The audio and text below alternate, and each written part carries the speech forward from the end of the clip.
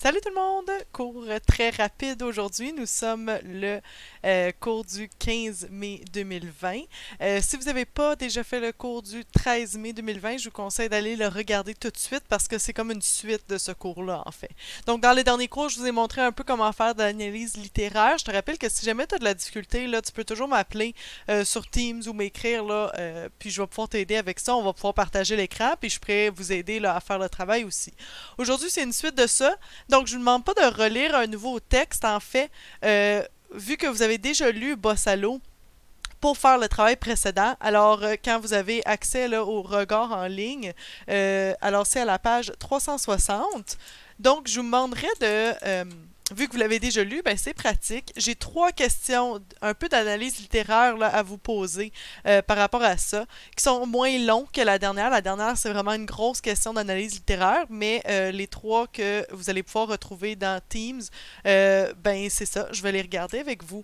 Je vais vous demander de remettre ce travail-là, donc dans le Teams. Alors, si jamais tu n'es pas certain comment remettre un travail, j'ai déjà fait une vidéo là-dessus aussi. Je vais mettre le lien en bas, là, ici aussi.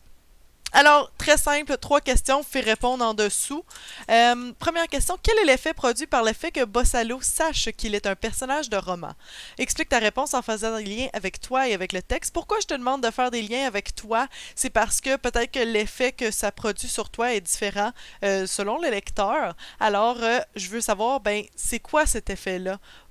C'est différent là, qu'un un personnage de roman sache qu'il est un personnage de roman, alors ça donne une ambiance particulière à notre histoire ici. Deuxième question, pourquoi Bossalo dit-il qu'agir en salaud avec des gens qu'on côtoie tous les jours plutôt qu'avec de parfaits inconnus demande beaucoup plus de détermination?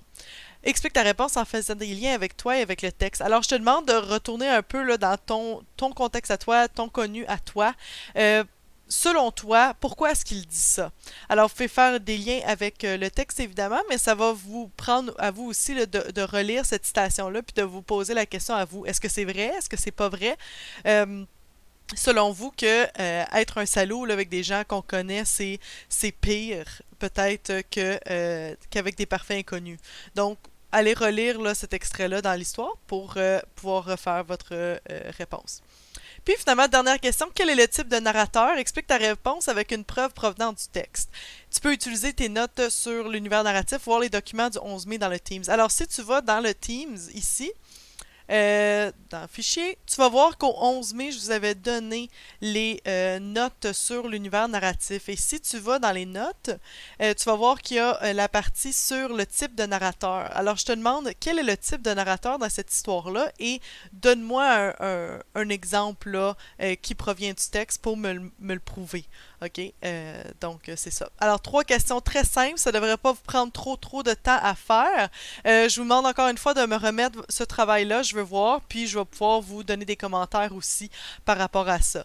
Alors, en attendant, quand vous allez avoir terminé ce travail-là, évidemment, continuez la lecture de l'alchimiste. Puis, c'est tout.